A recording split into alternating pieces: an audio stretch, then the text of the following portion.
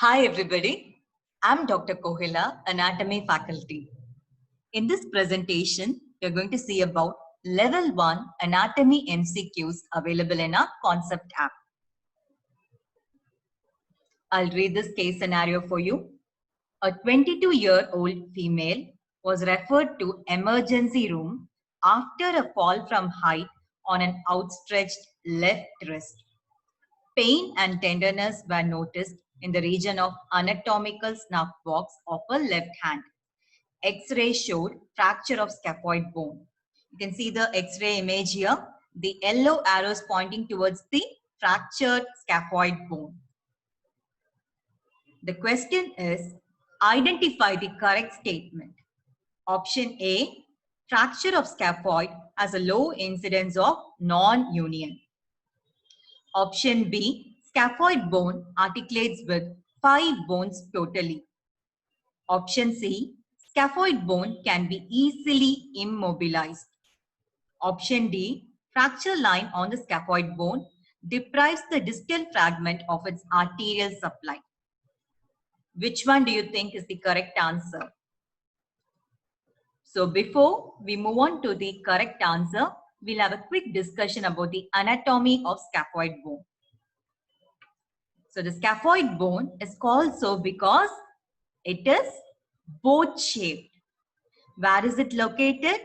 The scaphoid bone contributes to the proximal row of carpal bone, isn't it?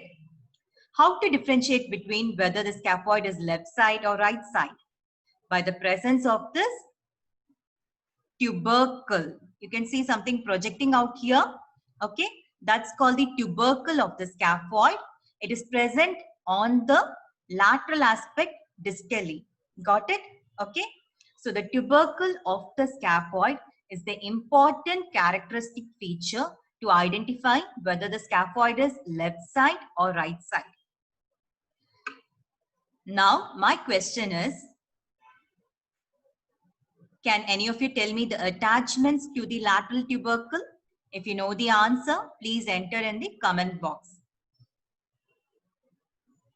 In this image, you get to see the wrist joint, the carpal bones, the metacarpal bones. This is a scaphoid. Okay. Now, how many bones are going to articulate with the scaphoid? So, the scaphoid, I told you, it forms the proximal row, boat shape. Okay. Now, the scaphoid is going to articulate with the radius proximally. Distally, it articulates with the trapezium, trapezoid. Medially, it articulates with capitate and lunate. Okay. So, totally, there are 5 bones which are going to articulate with the scaphoid. The most interesting feature of the scaphoid bone is its blood supply. The main source of blood supply to the scaphoid bone is the radial artery. Okay. Remember, the patient had pain and tenderness over the anatomical snuff box. What is the relation of the scaphoid to the anatomical snuff box? It forms the floor, isn't it? Okay. So the radial artery, as you see here, you can see the radial artery here. Yeah. So this is the superficial palmar branch of the radial artery that goes above the flexor retinaculum. That's the main trunk of the radial artery. Okay. It's going to enter the anatomical snuff box. Now branches from the radial artery, they enter the scaphoid bone through its distal segment. Okay. So this entire thing is the scaphoid. This is the proximal part where it articulates with the radius. That's the distal end where it articulates with the trapezium. Okay. Now the blood vessels, they enter the scaphoid through the distal segment.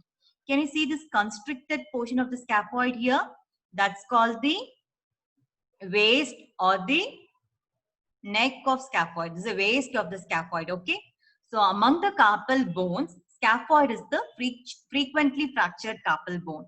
And in the scaphoid, the waist is the fractured segment. Okay, that's the frequently fractured segment of the scaphoid. When there's fracture to the waist of the scaphoid, okay, the proximal segment is devoid of blood supply and it undergoes avascular necrosis. Got it? Now, coming to the discussion of the options, option A is incorrect because fracture of the scaphoid bone has high incidence of non-union. Option C, the carpal bones on the whole is very small. The capitate is the largest of the carpal bone. Since the scaphoid bone is smaller in size, it is a bit difficult to immobilize the scaphoid. Option D, we have seen that the blood vessels enter through the distal end of the scaphoid. Hence, the proximal segment will undergo avascular necrosis. Option B is the right answer. We'll tick it. Okay. Yeah. Because the scaphoid bone is going to articulate with 5 bones. I've told you. Radius, trapezium, trapezoid, the capitate and lunate. Okay. Yeah. I've got one more question for you. We saw the branches of the radial artery enter through the distal end of scaphoid. Now, where is the nutrient foramen for scaphoid located? Okay, if you know the answers, please enter it in the comment section. Do remember to subscribe Concept YouTube channel and also download our Concept app from the Play Store. Hope this presentation was useful. Give your feedbacks. Thank you.